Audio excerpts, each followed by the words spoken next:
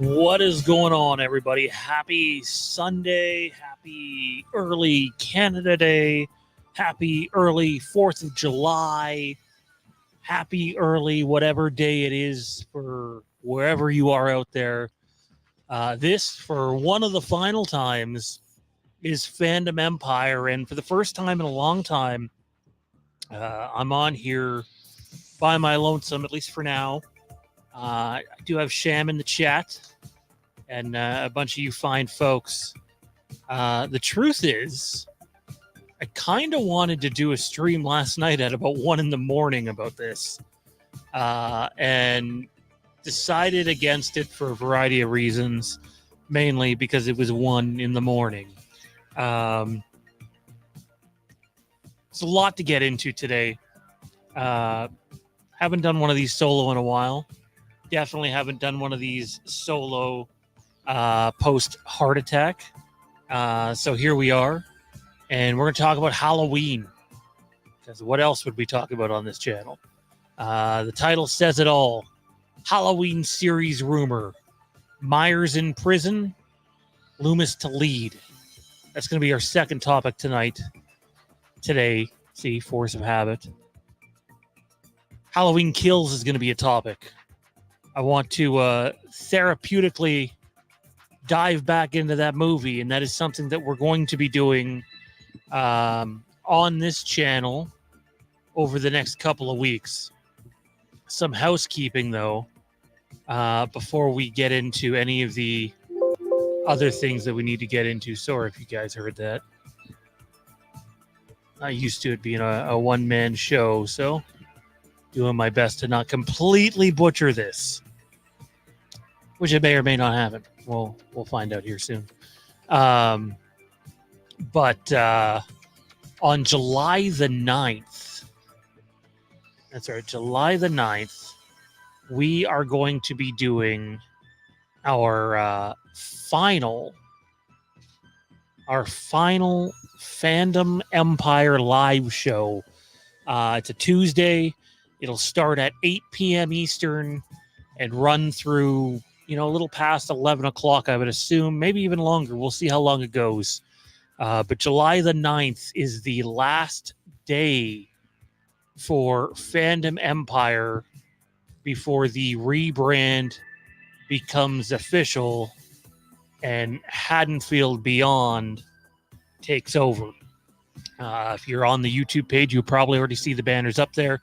It's actually just a temporary one. The main one will be similar, but we're going to get some other things added to the banner. And when that happens, we're going to dive into just so much about the Halloween universe. And we'll talk more about that at the end of today's show. But yeah, July the 9th, 8 p.m. Myself, Dean, Jason Nike, possibly Matt Whitfield are going to kick things off. And we're going to kick things off with just some horror talk with what's going on right now with Friday the 13th, Elm Street, and some other things.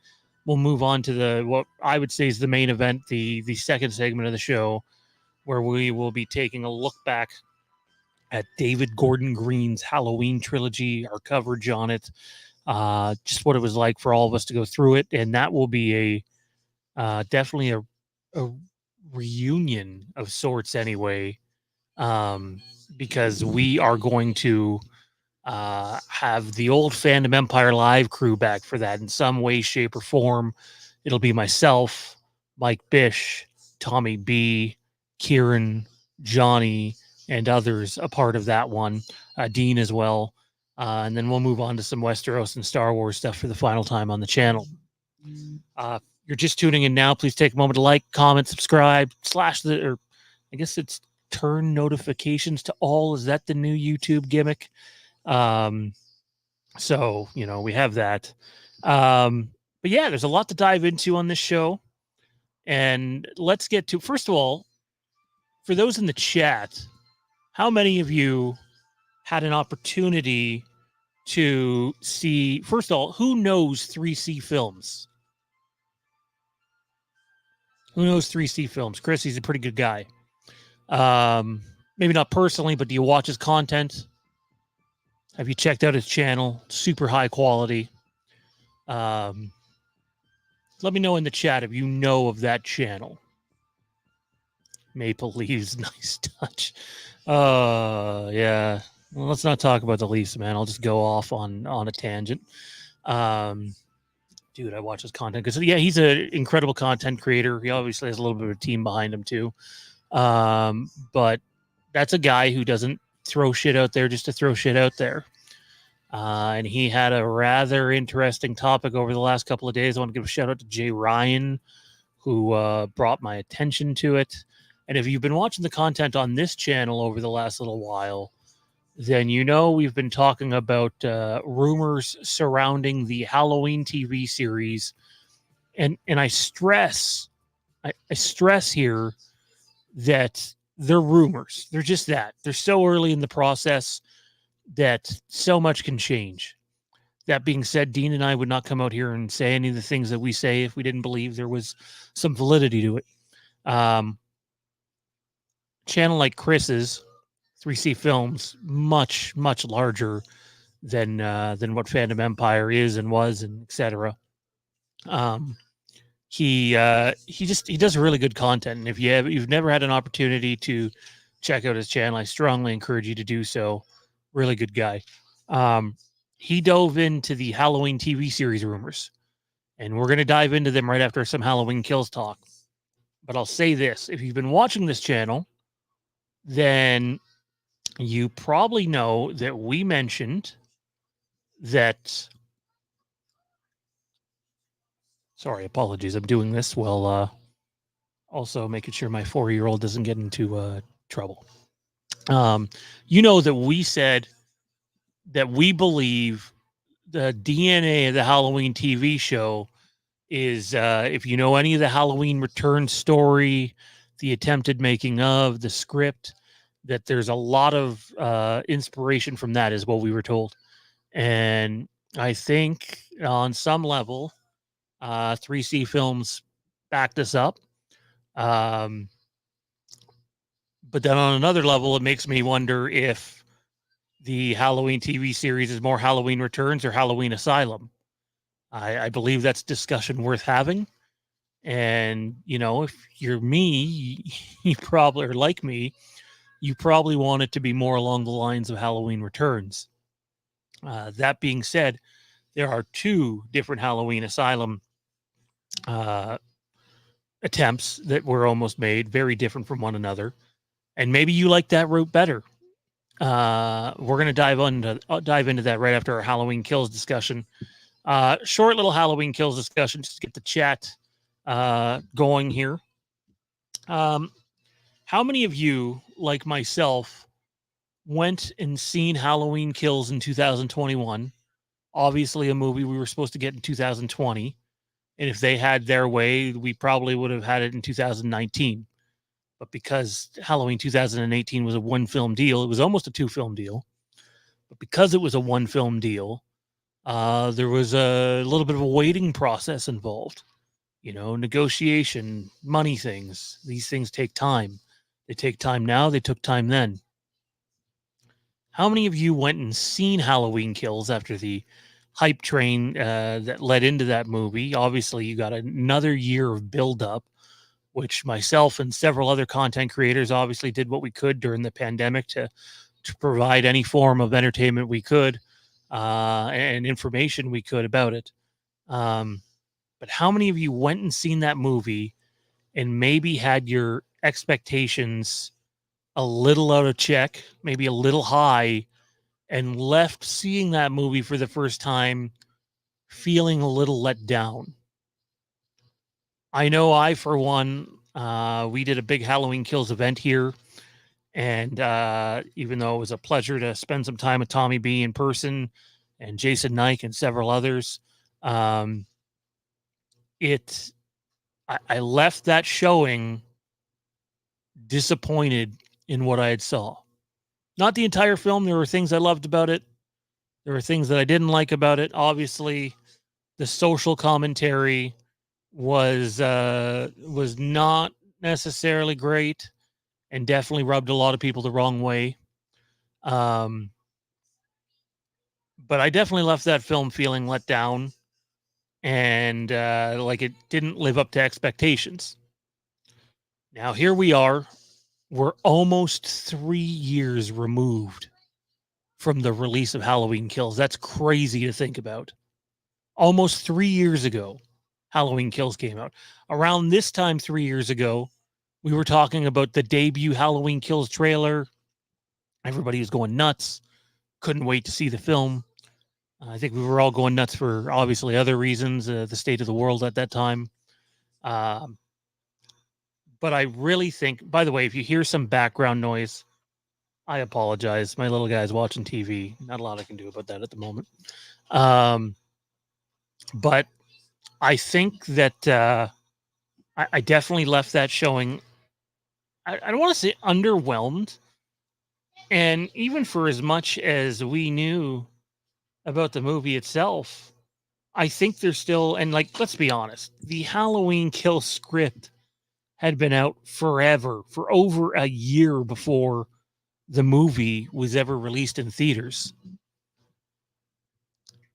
Even reading the script, I think, it's like you pick up a book. I got a bunch of them in front of me. I'm gonna grab one here if I don't completely butcher this. So, like, I got a Smallville book here, right?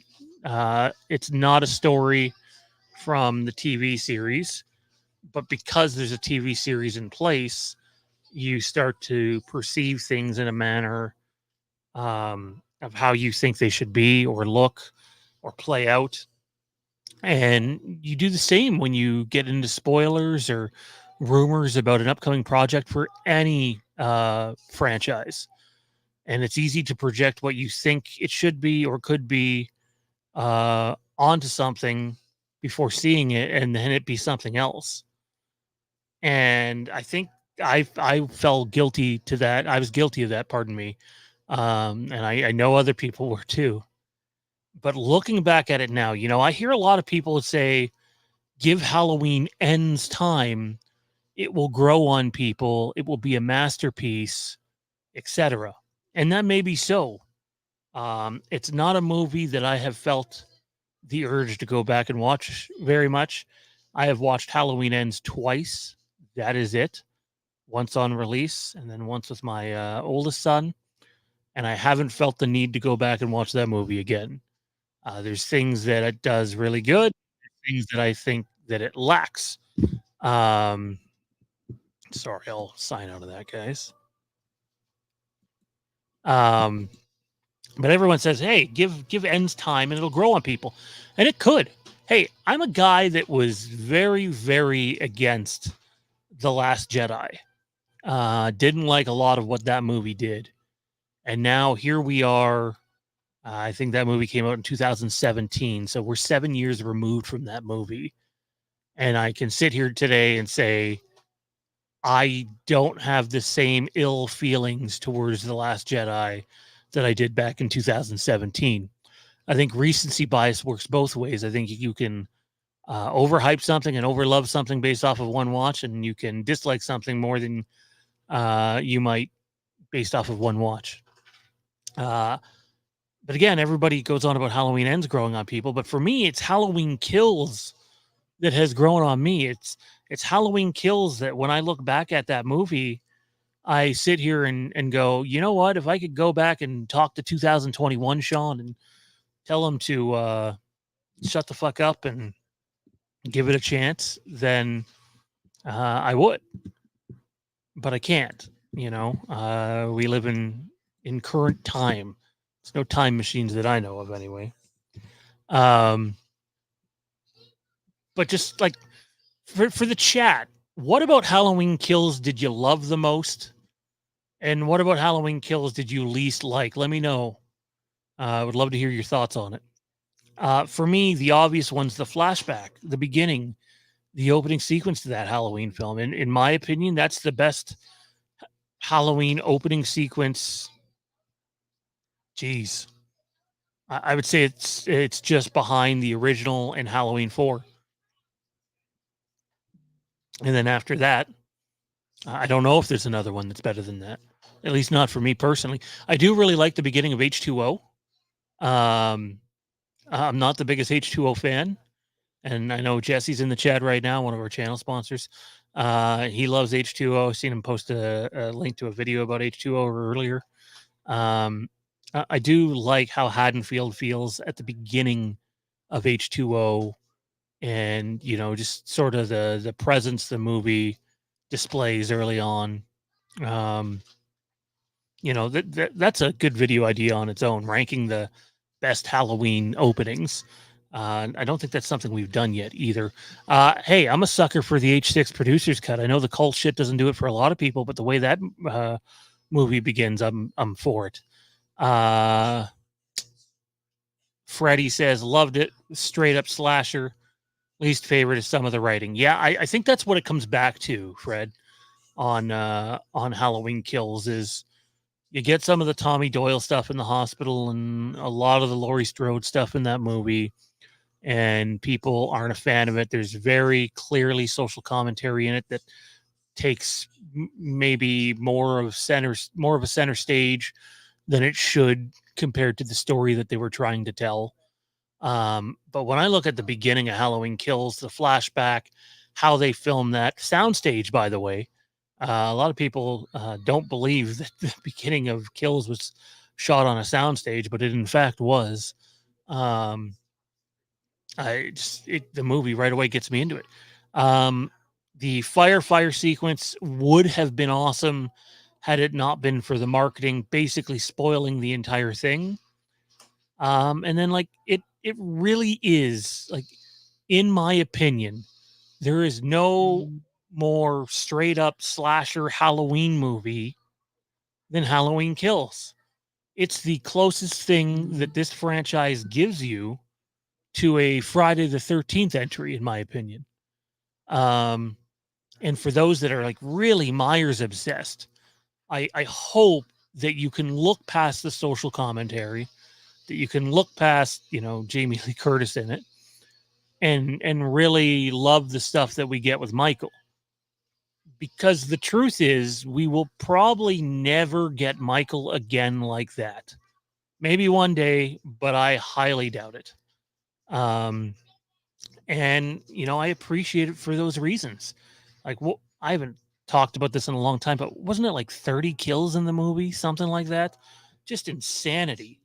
And people mock Michael for getting the shit kicked out of him by the mob, but one of my favorite parts of that movie, and we're going to talk a little bit about Halloween Kills on the last Fandom Empire stream on July the 9th, but one of my favorite parts of that movie is you kind of get like the old gunslinger out in the West moment, but with Michael Myers.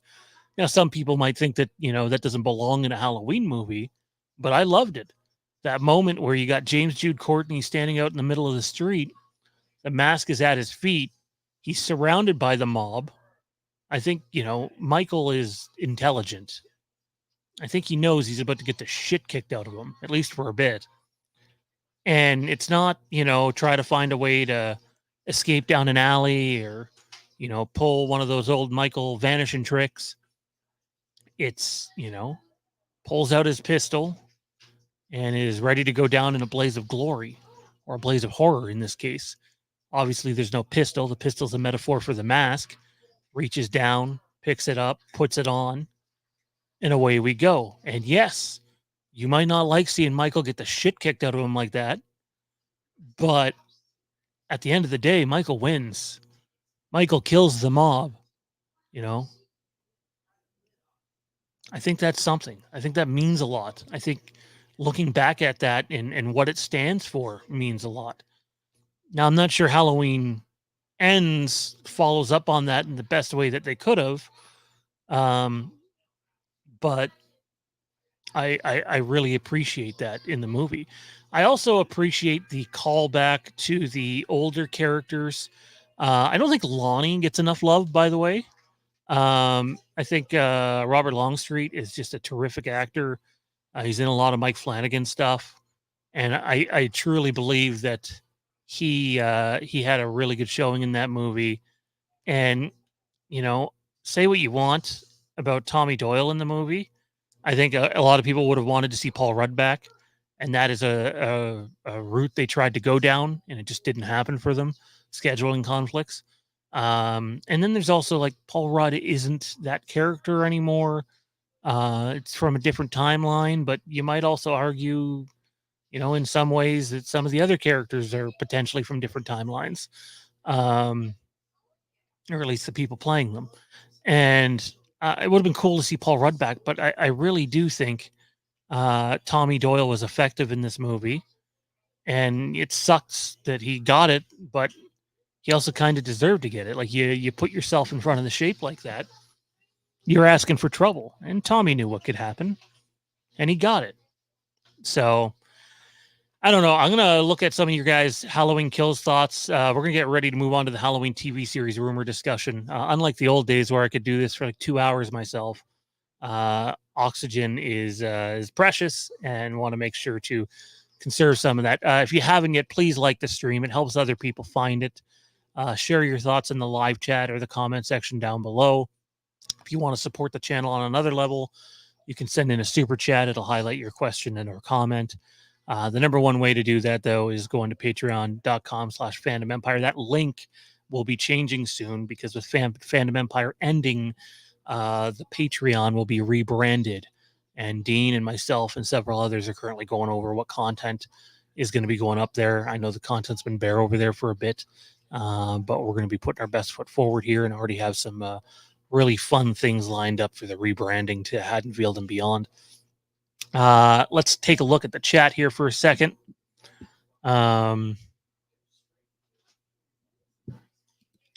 Dude says, still state that James Jude Courtney was the best Myers. Well, he got the most time to be Michael, so I think that definitely helps. Dustin said recency bias and also bandwagon bias, where you may have liked it, but so many hate it, your mind has changed to reflect what others feel. I like that you point that out, man, because there's so many people that are looking for validation out there. And look, whether it's a friend of yours or a friend of a friend or a content creator that you love or connect with, just because they feel one way about something doesn't mean that you're obligated to feel the same way. Please don't ever feel that. The people that are on this channel don't want you to feel that way. They want you to have your own opinions. But it's a valid point. Linton, what's going on, buddy? Says he was shocked with Tommy getting killed in Kills. I thought he would have lived until Ends.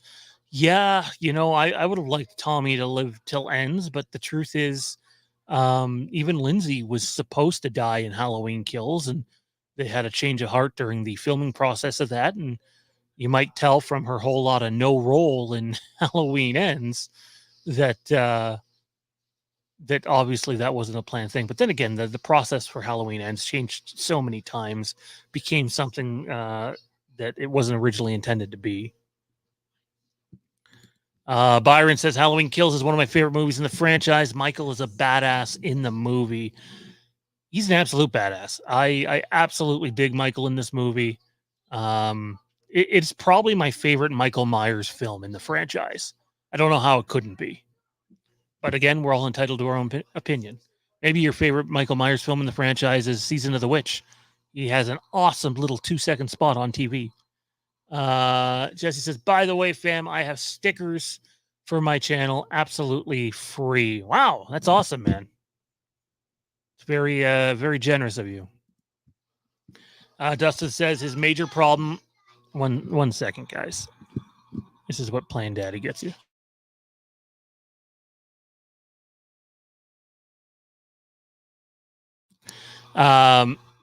He says, my major problem with the David Gordon Green trilogy is he never picked a side whether Michael was supernatural or not. Kept saying he was a regular person, but takes so much damage and does so many supernatural things. Yeah, that is a problem, right?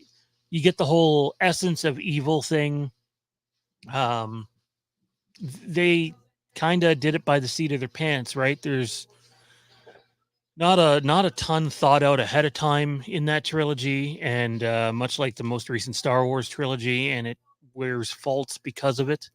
And even today, I couldn't tell you if he was a supernatural entity or not, because the second you think he is, then he's just a guy again. The beginning of Halloween Ends even plays into he might have been, and then the end of Halloween Ends suggests he wasn't. So I do think that is a narrative problem with that trilogy. Jesse says if anyone would like some, email him, jessestorytime@gmail.com. Dustin says the more he kills, the more he transcends. Then they needed to see him slowly turning more supernatural, the more fear he caused. Well, it looked like they were going that way, and then they completely sort of just went the other way. Daniel says, trick or treat, motherfucker. I think I've heard that before somewhere, a couple of places. All right. Share your thoughts down below on Halloween Kills. Let's dive into this. It's the Halloween TV series. I'm going to take literally 30 seconds here. Don't go anywhere. The Halloween TV series, Myers in prison, Loomis to lead. We discuss that next.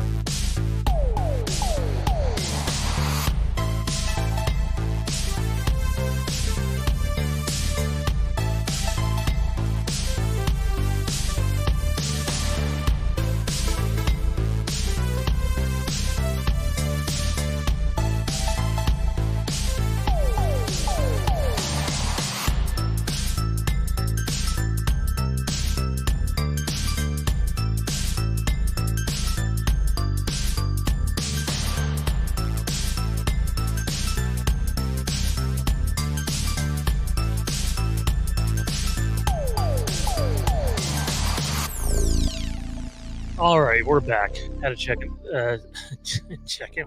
Had a second to catch my breath there. Matt is in the chat. He says evil is awake. TBD, buddy. TBD. Sent you a link if you decide to come on. If not, no problem. So if you've been watching the channel lately, then you know that Dean and I have been covering a variety of rumors on the Halloween TV series.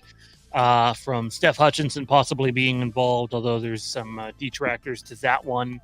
And that's fine, whether it happens or not. We'll wait and see. Honestly, I think we're all at loss if he's not involved, because there's probably no better person to be involved than that. So let's dive into this. Here we go. Halloween TV series. Now, some of this might sound familiar because Dean and I have covered some of this in passing weeks. But Jay Ryan pointed me out to 3C Films covering a Halloween TV series update. It's up on his channel now. Strongly suggest everybody go on and check it out. But he covered Cinestealth's report. And Cinestealth, albeit not like a huge Twitter account or X account, whatever you want to call it, has gotten a lot of things right in cinema. They don't specialize in Halloween content or anything like that. Not saying they never have anything wrong, but they're usually far more right than wrong, which is why 3C Films was covering it. Let's dive into it, and then we'll just dissect it a piece at a time. There are 3 pieces here. Let's go over it. The first one's packs a wallop. The Halloween TV series rumors. TV series rumored to be a Starz original, but could also end up on Paramount Plus or Hulu. Okay, so I'm Canadian, and we don't have Starz up here to my knowledge. We have Star, which is a Disney Plus add-on, but maybe someone in the chat can make me a little more familiar with what Starz is. I had a brief conversation with Randy, who's a member of our various channels today, and he had mentioned that that Starz does really good original content, and I can't say I have any proof of that myself, because honestly I don't really know what Starz is. The more intriguing thing there to me is Paramount Plus.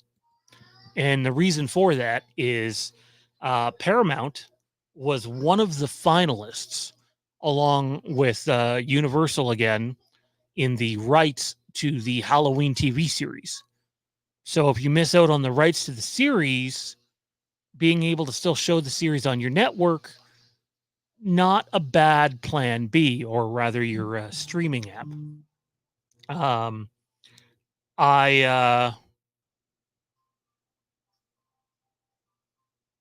don't have Hulu. Hulu's not in Canada. It's not a thing up here. A lot of the Hulu content goes to that Star Disney Plus add-on I was mentioning. I don't know what you, the chat, prefer on this option. But I trust Randy. Randy's a really educated guy, knows his stuff. And if he says Stars does some really good content, then that's great. The interesting thing about it potentially being a Stars original, though, would seem to indicate that they have a piece in the pie in terms of the series rights, which, changes things. Costs are going to elevate here, guys. The Halloween 2018 before marketing was made for approximately $10 million. One season of this Halloween TV series, if it's even called that, by the way, is likely to be significantly more than $10 million. Before Brian Fuller's Crystal Lake,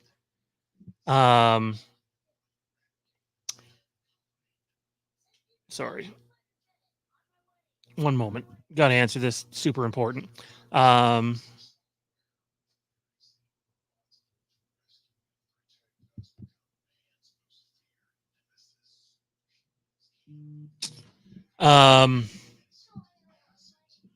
Apologies.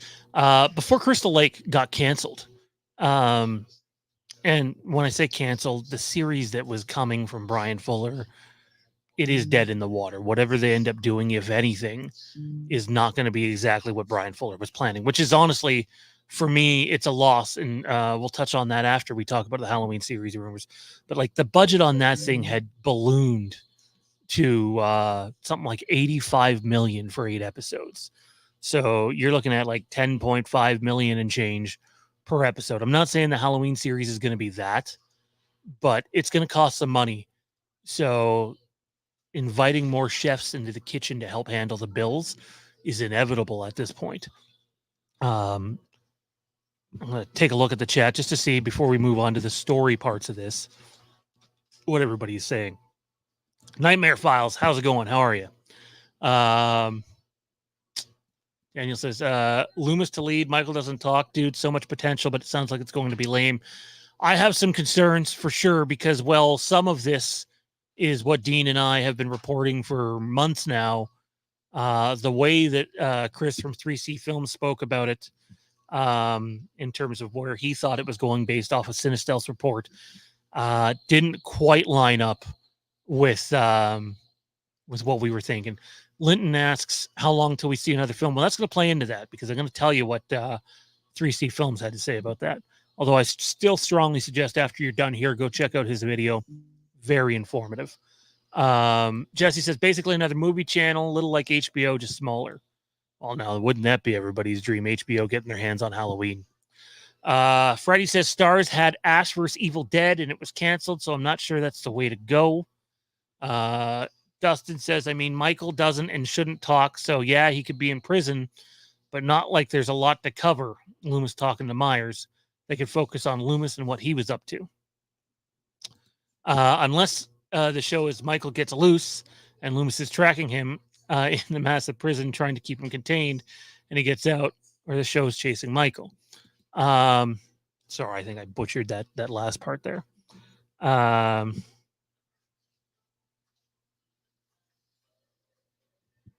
Apologies. My phone, of course, I get on here alone and my phone's going off like crazy. So Cinestealth goes on to say Michael Myers and Dr. Loomis will appear.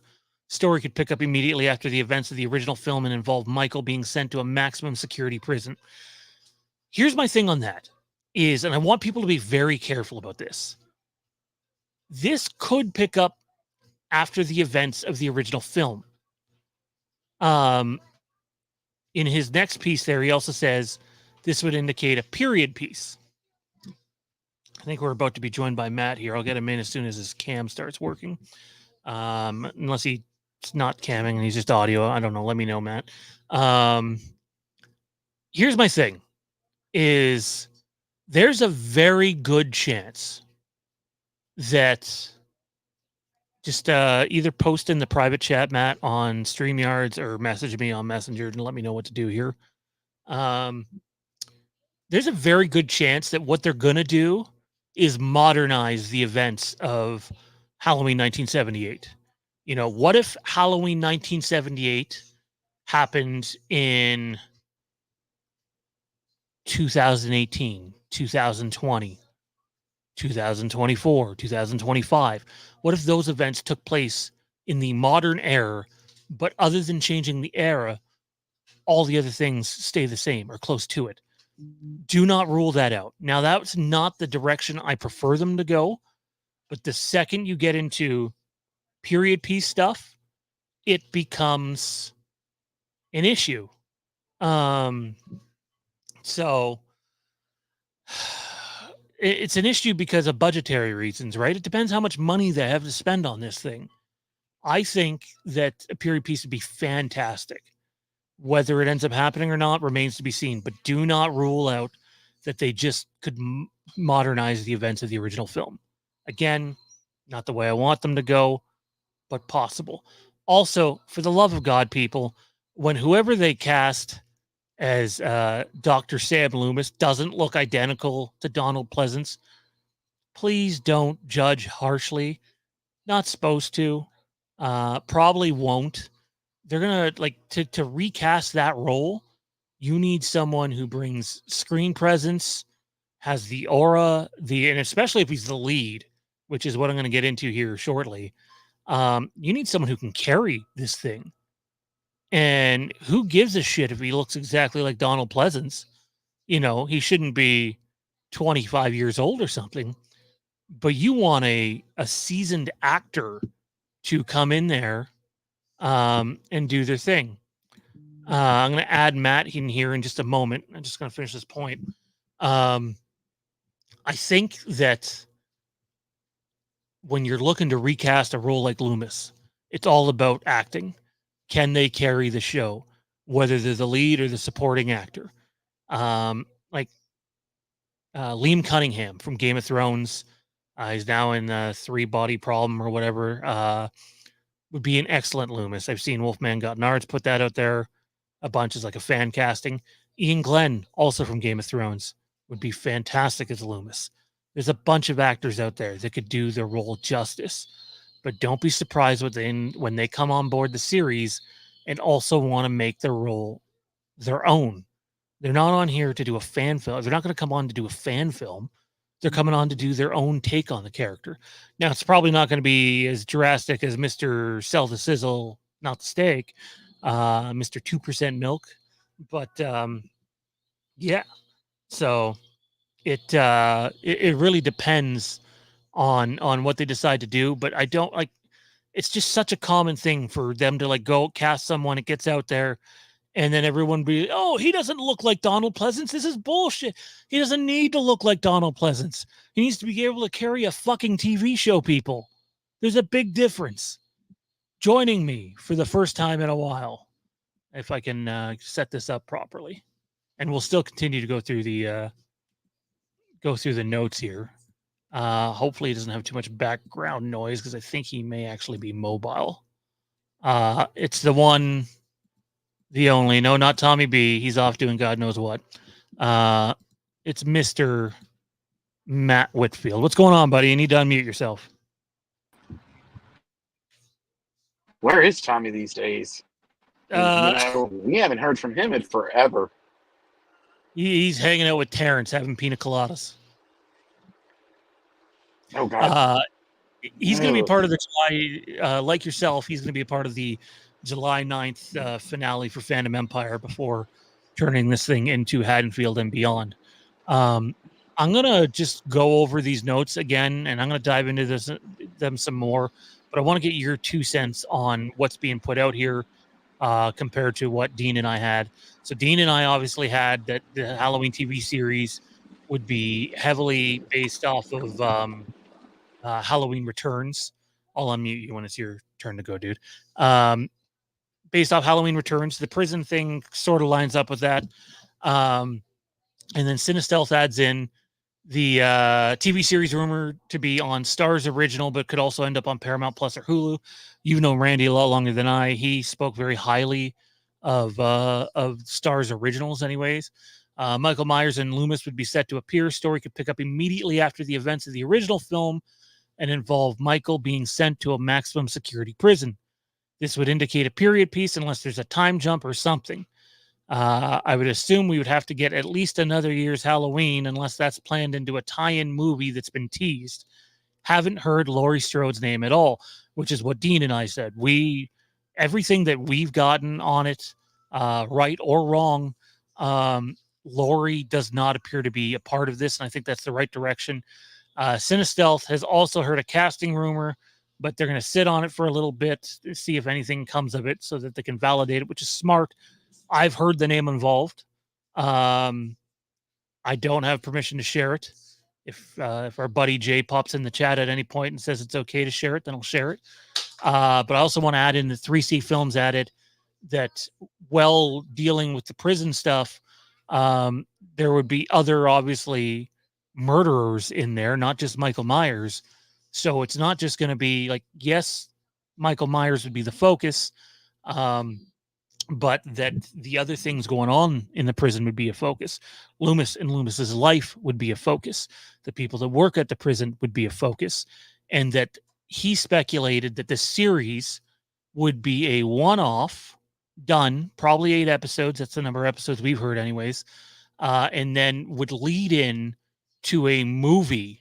The series would essentially end with Michael escaping. Okay, this is like very light spoilers because if it comes to pass, great. But this is, I believe, a speculation on 3C Films' part. But the series would end with Michael escaping from the prison and donning the iconic Halloween Michael Myers outfit. That would be the last thing we see as he walks off, into the shadows, into the fog, whatever. And then we come back for a new Halloween following the series events. Matt, your thoughts based off of just that for now? I mean, if we're going to do a period piece, it's got to be, I think you can run it from, I mean, you could do a full season and go from 63 to 78. I mean, or just a couple of years in between to do the period piece. You've got to go with after 63 from a kid. We got you. Because the crap we got from Rob Zombie was crap. So essentially, we need a reboot on that. And, if it's not that and showing just Loomis, I mean, like you said, Loomis is a main character and Loomis needs to be the focal point. This is Loomis's life. What's Loomis's life outside of the prison where he's treating Michael? What's his life? What's his story? Is he married? Does he have kids? I know. Does he have kids? It wasn't intended to be that, but there's nothing in that original film that states that you can't have that. Right. You follow up to that. So yeah, I mean, I think that it could work. And like you said, who the hell cares if the guy looks like Loomis? Because there are going to be trolls out there going to be, oh my God, he doesn't look like Donald Pleasance. Fuck, like you said, who gives a damn if he looks like Donald Pleasance? If he's a good actor and he carries the aura of Donald Pleasance, who gives a shit? That's all I'm worried about. Carry the aura of Donald Pleasance. You don't have to be Donald Pleasance, but you can have some of his personality traits. You don't have to sound like him, even though it'd be kind of cool if he does sound a little bit like him to a degree. But other than that, like I said, the trolls are going to come out. But I really think, and like I'm with Randy, Stars does put out good quality. I haven't watched anything, but I know they put out good quality content, some shows and everything. I don't have it. And I know you spelled it stars down here. It stars with a Z. It used to be it's a channel that you can normally get on like a cable package down here that stars, and you have stars Western, stars Black Channel, stars comedy.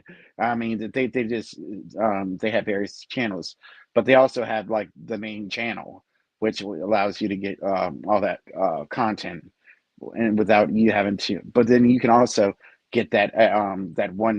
That the stream stuff too. So if you want it. So my big thing is if it's a Stars original based off of how HBO does their originals, and it doesn't mean they're the same thing. For me, so do they have a piece of the pie? Did they get involved with the rights? Are they paying for part of the production? The costs for this thing, especially if it's a period piece, is going to escalate. I also there's a bunch in the chat I want to get to as well. Thanks for everybody coming out on this Sunday. Look, we're closing down here on our live streams coming up soon, and we'll be going down to about one a month most of the time as Haddonfield Beyond or Haddonfield and Beyond takes off. So I really appreciate everybody coming out and just having a good time with this. Dean has entered the chat. Zombie Dean. Dustin says he's a big pickleball fan, a gin drinker, and likes training corgis on his days off. Well, Dustin, that's the comment of the show so far. Heck yeah. As I was saying, though, Matt, like, does this become, like, are we talking a Trancas, Stars, Miramax production? I think I'm more Halloween to get so many chefs in the kitchen. But especially if costs begin to escalate, you got to remember everywhere around Hollywood right now, the cost of a production, now they're starting to come down a bit, but post-pandemic, we're talking somewhere between 30 and 40% increases on a production. That's insane.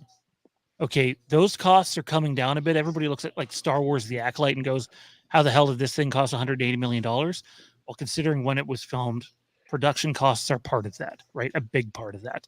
And keeping costs reasonable for companies like Trancas and Miramax are going to be important in this. The other thing I want to point out, though, is Paramount Plus was very close to acquiring the rights to the Halloween TV series. So while Stars is rumored, you know, if this thing ends up on Paramount Plus, I wouldn't be shocked. I don't know if you have anything you want to follow up on the. Do you have a preference, Matt, between the three Stars, Paramount Plus, or Hulu? You're muted if you're talking. I'm more. I would like to see go on Paramount Plus. I think a lot of people. I think there's a lot more access to Paramount Plus. Or I mean, I love if you're not going to do Hulu. But yeah, I'm more inclined to see it go to Paramount Plus. I like a lot of the stuff on Paramount Plus, and I think what was the one you said who was close at the end to getting the rights to it but didn't? Paramount Plus. Yeah, at one point, people had thought they had acquired the rights. Like Braden Timmons and I were live when we thought it was Paramount Plus, and it turned out to be. We thought it was a Paramount Plus / oh my god, why am I forgetting the name? Dean can't stand them. Small little company that was doing Friday the 13th. Someone help me out here. Is it 21 A21? Yeah, it's A24. So I think it's A24, A21, A24. I can't remember which one it is. This is what happens when you have no sleep, people. This is what happens when you can't smoke anymore. But it was very close to being a joint production and didn't happen. Miramax swept in from nowhere, and that makes sense because they already had a pre-existing relationship for several years with Trancas. I don't know if any of that A24, thank you very much. I don't know if any of that matters to me as much as it's going to matter to all of you guys and gals in the chat, because I'm Canadian, which means guess what? Unless it's Paramount Plus, those other two things don't matter for Canada. And they would have to air somewhere else. Hulu does not exist up here. Stars does not exist up here. So, obviously America is a much bigger market. That's the concern where it would go there. In terms of like story direction here, I seen someone point out in the chat, and I want to go highlight their comment here. Neil says, if it's in prison, that's one location and no worries about it being in the town using the streets in the 70s vehicle. I can guarantee you that even if the prime location of this show is in prison, they are going out on the town. You're going to go to people's houses, especially if you're going to do a movie to follow it up. Now, again, I think that is more 3C Films speculating on the direction it could go. I'm not saying it can't work. We can talk about the likelihood of it being able to work from a financial perspective, but you're going to want to get used to some characters that are outside of the prison. If this is what it's going to be. And what kind of life do they have outside of prison? Loomis. Yeah. For example. Despite some other people thinking that Steph Hutchinson's not involved in this project, and they might be right, if we look at some of Steph's previous work, some of it is giving Loomis a family, giving Loomis a backstory. What's his life like outside of that? Because instantly, if Michael gets out, guess who becomes a target?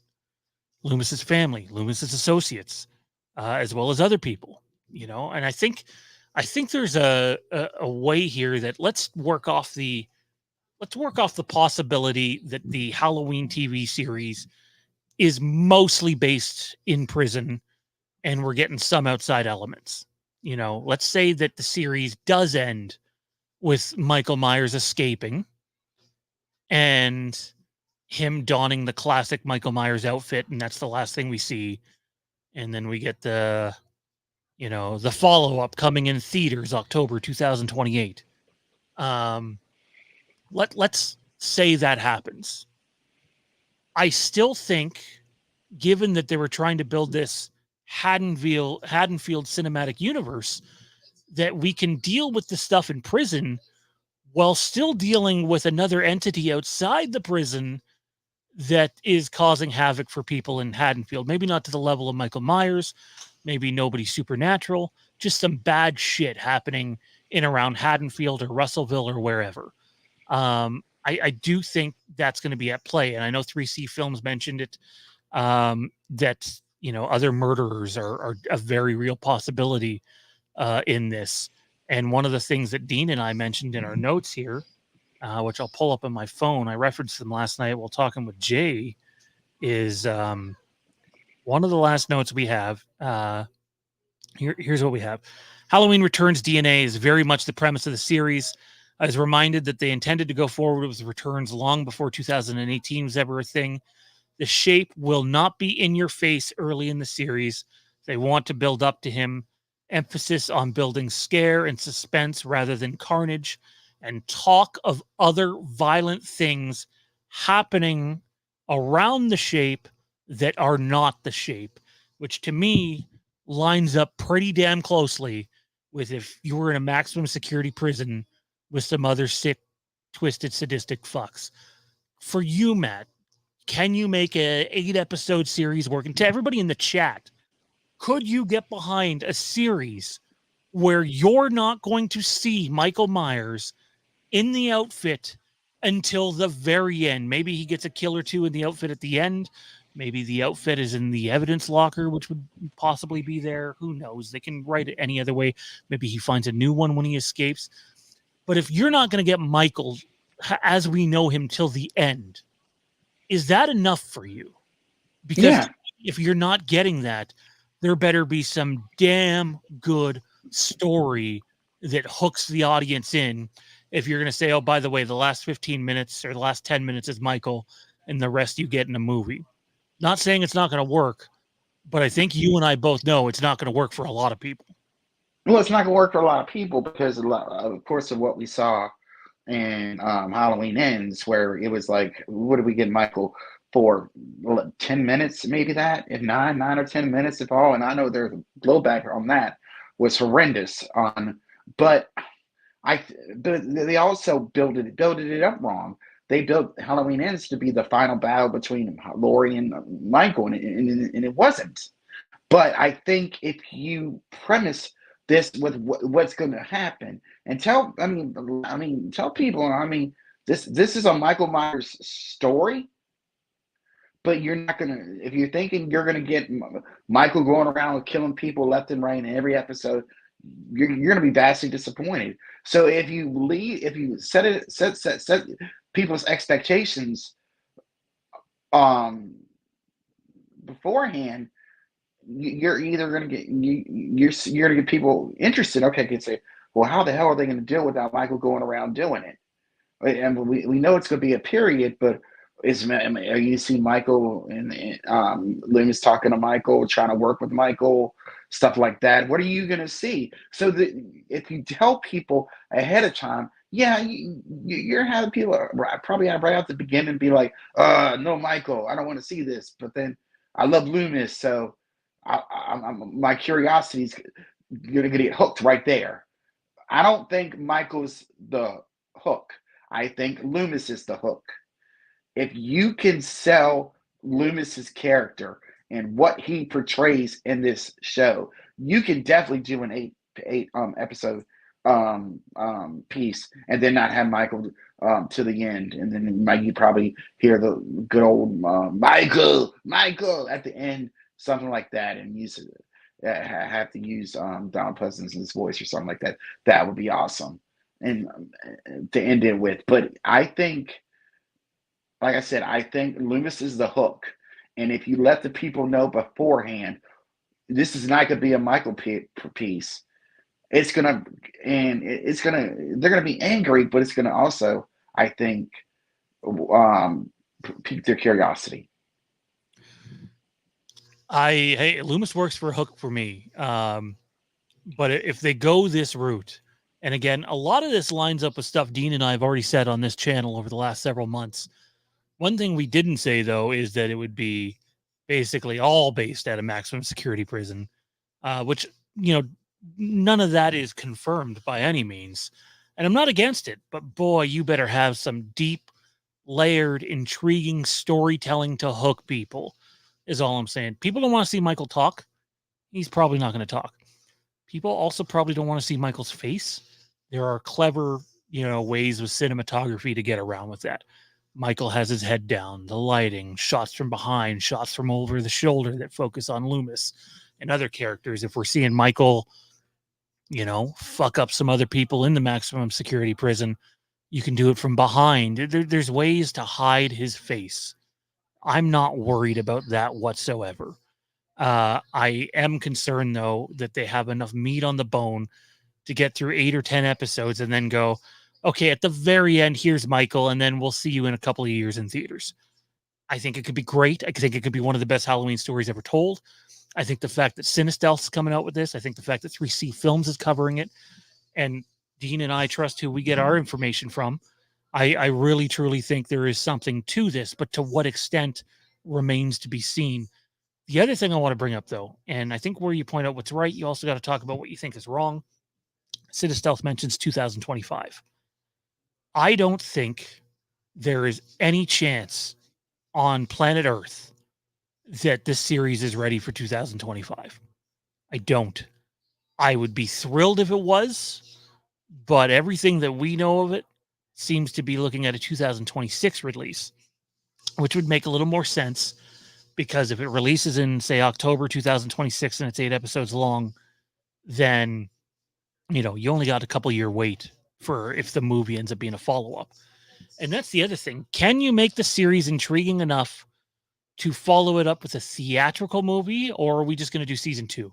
And I think you won't have answers on that right away. I think you take care of one thing at a time. And I'm truly curious to see where it ends up going. I think it could work. I really, truly do.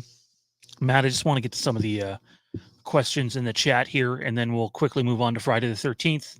I have a question for you regarding that. You're a big Friday guy. So, and then we'll preview Haddonfield Beyond and get out of here because I am running out of breath. All righty here. Oh, God. Dustin, as long as there's no identity politics in it, keep it away from Kathleen Kennedy.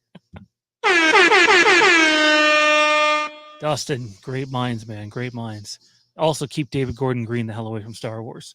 Um, Loomis has a son that is a doctor that works at Smith's Grove. It's mentioned in the comic One Good Scare. Correct, but for movie canon, they don't consider that to be legit. That is a Steph Hutchinson creation. Great comic, by the way, too. I think that there's so many different ways that they could go with that stuff in order, like diving into this, like people. How many times have we heard about how obsessed Dr. Loomis became with Michael Myers, how obsessed he was with the shape, how like even when you look at him in Halloween 4 and Halloween 5, not that those things would be canon anymore. Um, who's really the monster in that movie? Is it Loomis or is it Myers? Or is it Myers or is it Loomis? One might argue both. And I think there's some really deep shit to dive into with Loomis here, and Loomis going off the edge. I think Steph Hutchinson's proposed reboot trilogy dives into a lot of that. Now it gets very supernatural. It sounds like they're going to try to keep this grounded. Um, but if you're going to keep it grounded and want it to be different from the David Gordon Green trilogy, this is a pretty good way to do that. Dean says possibility of finally telling the Charlie Bull story. Although Charlie's story comes from Russellville, pardon me, if his memory serves incorrect. It does, because that's where Halloween Returns was primarily going to take place. Wouldn't rule any of that out. Honestly, I wouldn't, because I do think if Myers is going to be in the prison for 99% of the show, which again, we don't know, and I'm going to serve you with a question, Matt, in the chat with a question of which version of this you'd prefer. So we have let's say it's 8 episodes, anywhere between 45 minutes an hour an episode. Would you want it to be 8 episodes? Michael breaks out at the end. We end with the iconic shape, look, mask, coveralls, walks into the fog on Halloween night or something. Or would you prefer the first 4 episodes to be based in the prison? That way we're getting to know people not only inside the prison, but outside the prison. He breaks out halfway through, and the final 4 episodes all take place on Halloween night, and Loomis going on a manhunt for him to try to track him down. I think you can tell a very personal story that way. I think that's my preference, is to not have the entire 8 episode arc be based inside there and then break out at the end. I still think you can do that and set up a movie that comes afterwards.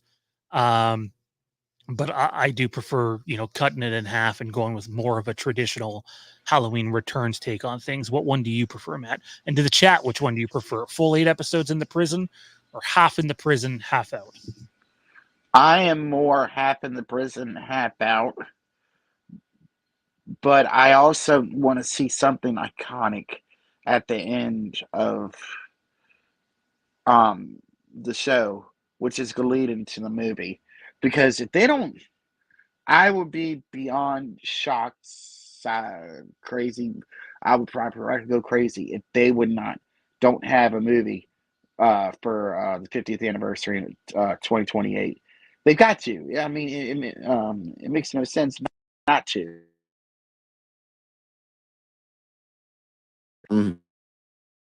Terry says that he prefers them to break out halfway. Release. I mean, 25 just seems like they're cutting just way too quick. Way too quick. And, I mean, could they? Yeah. Should they? No, because if it's fast, if it's fast and it's pushed, um, then it's not going to feel right. It's not going to look right, So give it the time. Do it. Halloween 2026. Give it a good 6 to 10 episodes. Half in the prison. Like I said, we started in 63 with the young Michael, and then by the end of uh um end of the series, what we're doing, I mean, then we're hitting 78. We're hitting all the him get going, letting people out, getting people out there, and leading to some Loomis. But we could have that during the series too, like you said, half in the prison, half in the half out in the field.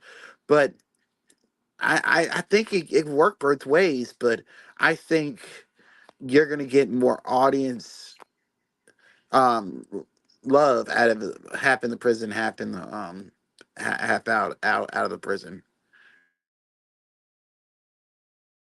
I like Dean's point here. He says, I say we have Michael break out in episode 7, setting up the finale in episode 8 to tease us with Michael beginning his spree and some kind of cliffhanger, set up whatever's next, whether it be a movie or season 2. Here's my pitch for that. So if we're going to spend almost the entire first season in a prison, then why not, sort of touch on some of Steph Hutchinson's past work, regardless if he's involved or not. And if we've had a chance to meet Loomis's wife and kids or whatever kid during the series, and Myers escapes the prison, maybe it's at the end of the last episode, and then the last episode is them trying to get things under wraps in the prison. Loomis is involved with that, gets a call from his wife. And this is where modern times could work, is if he has a cell phone on him. Whether it's modern times, whether it's period piece, there's different ways to make that call. You could call the prison, or you could call his cell phone if it's in a modern time. But what if we, follow Loomis going back to his house because, someone's trying to break in and she called panicking, and we see like just little flashes of Loomis or of Myers just absolutely slicing and dicing poor Mrs. Loomis. And we see the after effects of it, mostly of Loomis arriving. We get a lot of Michael in the shadows, not showing very much of, it happening per se, done it a very artistic way.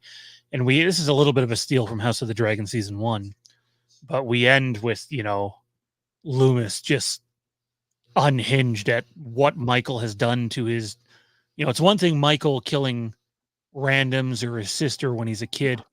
It's another thing when he begins to actually kill your family, and knowing the path that Loomis has gone down in previous movies, you end with, first we see Loomis just, you don't even need to have him say anything, just have him. He's going crazy. This made him go crazy.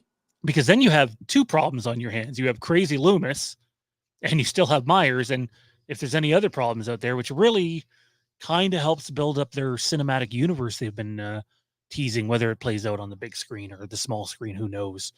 But then you cut to Michael and we see him walk off into the shadows or whatever. And then you have a real cat and mouse game. You have a real, okay, I'm not just trying to find you because it's my job and I'm doing it for the betterment of mankind.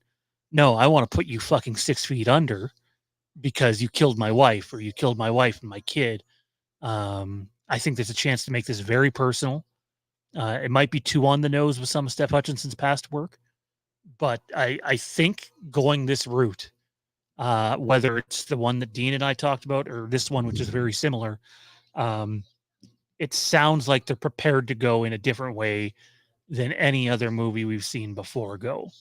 And I think that's really important. Hang on here. Next Gen says, not to sound like a miserable bitch, I honestly don't care. Squeezing out another timeline this soon after it just ended was never going to excite me. Well, we tried to warn people that it was coming, and some chose to listen and some didn't. Dean says they could split the episode 2. Episode 1 based around the prison. Episode 2 in the town. Episode 3 more in the prison for sure. Absolutely. You and I have talked about at length on here, man, about how in order for this to work, and in order for us to care about other characters in it that will eventually die or have their life put into risk, we need to care about them. We need to know what's going on with them. Otherwise, you just get Friday the 13th again. And with all due respect to Friday the 13th fans, I don't want that. Halloween Kills is already pretty close to that. I don't need that again.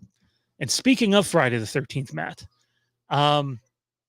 I just want your thoughts as a pretty diehard Friday the 13th fan. Obviously, Brian Fuller getting fired and his vision on the series being scrapped, which was going to be a drastic retelling of parts 1 through 4.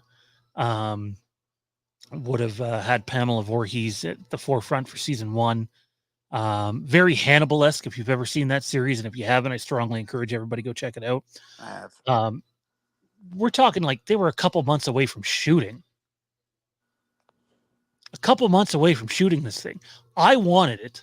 Some people just want, and this is not a knock on Jason. them, Yeah. just the campy shit again. Give me something that looks like an 80s slasher that's just him killing a bunch of nobodies. Maybe you'll get that. Maybe you'll love that. But this was a chance to, people are going to hate me using this word, to elevate that series for today's audience and make it something special and unique. The budget did get way too big, but at the end of the day, you had a bunch of inexperienced studio executives interfering, and with a guy like Brian Fuller, that was never going to fly. Now that that's axed, and there's no timeline on when they might be able to redo this, or if this thing gets redone at all, you're essentially starting from square one again. How are you feeling, man? Honestly, as a Friday the 13th fan, and do you have any hope of seeing anything in the relative near future? Um, I'm outside, so forgive me for the outside noise. But I I was pissed when I heard that they had shut down the shooting of what was going on, because we finally deserved a real story behind Jason, with Pamela, with Jason's father, all of that led up to what made Pamela go crazy, and all that jazz. That's what we deserved. We've been wanting that for years. Everybody's been wanting that for years. And if they say they haven't, they're full of shit. So my belief, and for them to like to scrap that for more of a Jason like movie or TV show where Jason's going around killing random teenagers, no, nobody wanted that. And maybe the what do you call them? The execs probably did, because that's what's so sold in the past.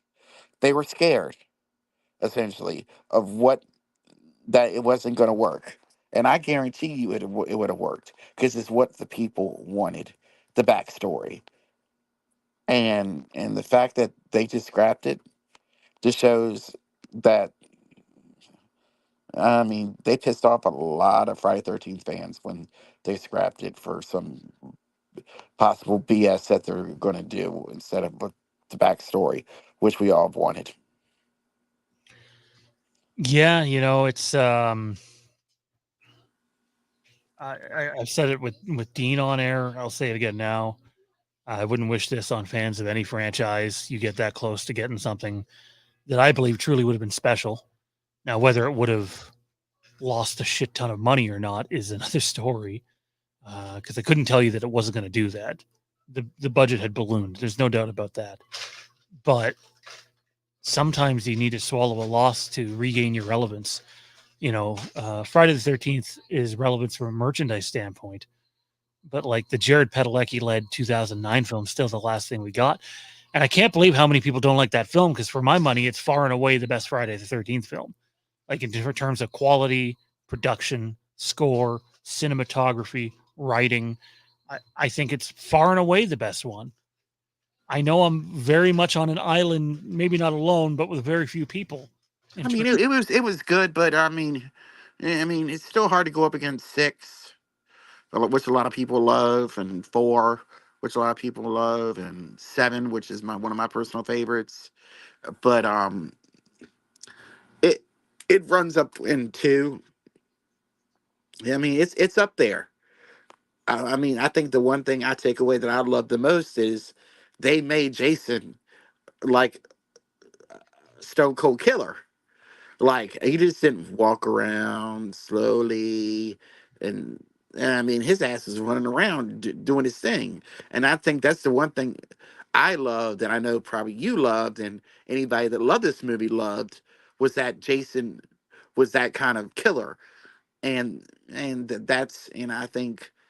I think that's what people, the execs wanted, was another Jason like this.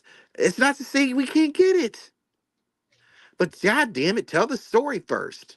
Then we can go into Jason like Derek Mears portrayed him. Yeah, I think I'm biased. I love Supernatural.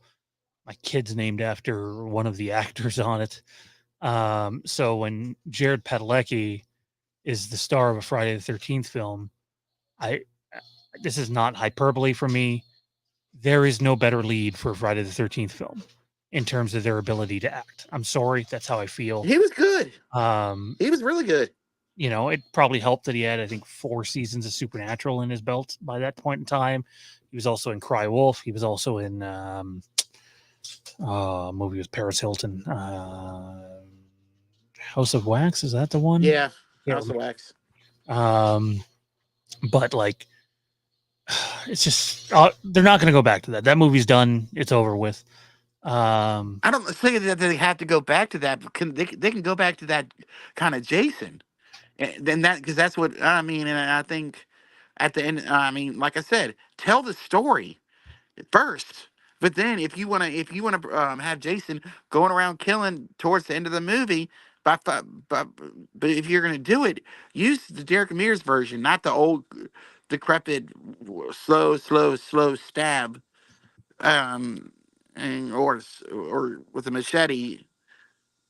I mean, but I mean, the best kill of all time in any Friday 13th movie is the kid, the invalid from 2, when he gets his machete and goes right down the stairs. That's still the best kill of all time in any Friday 13th movie. I agree. I laughed my ass off. That was I know, hilarious. but I mean, it's just they can. You can breathe. You can have both elements of it in a new Friday 13th. But like I said, I keep on saying again, God forbid, tell the damn backstory. Dean says Friday the 13th 09, I think, was a decent modern telling. It's more divisive than he realized until recently. They made Jason very smart in 09. They very, very much did. Right. Late to the party, gonna have to catch up after the fact. No problem. No problem at all. Jason Ritter in Freddy vs. Jason was a better lead, in my opinion. Well, I mean, you're entitled to that opinion, man. I don't know. I got some very not great feelings about Freddy vs. Jason, but that's just me. Yeah, I hope that for the diehard fans of that franchise, that they get something before too long, and I hope it's good. But the truth is, I don't think they're getting something soon, which is nuts because it's been 15 years. And now it's going to be God knows how long until we get something else. And that sucks. It really does.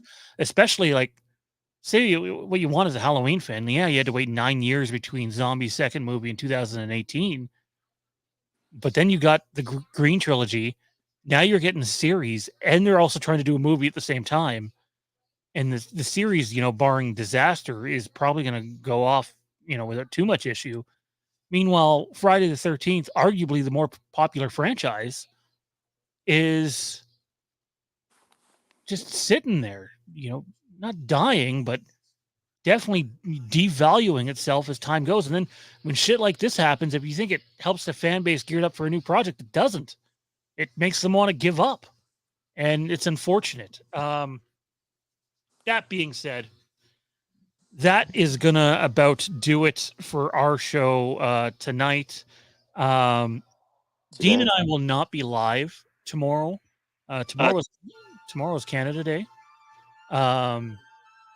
So going to fireworks with the kids, gonna have a good time. I will see if Dean can do something on Wednesday night because I am totally booked Tuesday. And if we are back on Wednesday night, it'll be more talking about this potential Halloween series TV stuff. Haddonfield and Beyond, July the 10th. It's coming. A lot of work is being put into it to make this thing as good as we possibly can. Already videos being lined up. Spoke with both Braden Timmons, Haddonfield Nightmare, and James Grimm, Halloween Aftermath. in the last 24 hours. We're going to be doing something with both of their projects pretty early after that channel launches. I can't say what just yet because I haven't been given permission to, but I've seen some pretty cool stuff today, and I'll say that. We're also going to dive into Taking Shape 2, the making of, any rumors or reports that are coming over about the Halloween TV series, a deep dive into the lore and the history of Haddonfield and beyond, meaning Friday the 13th, meaning when that Penguin show debuts in the fall. Dean and I are probably going to cover it, among other things. Our thumbnail for tonight's episode was 95% of a preview of what most of the thumbnails will look like once Haddonfield and Beyond launches. The rebrand, there are new colors.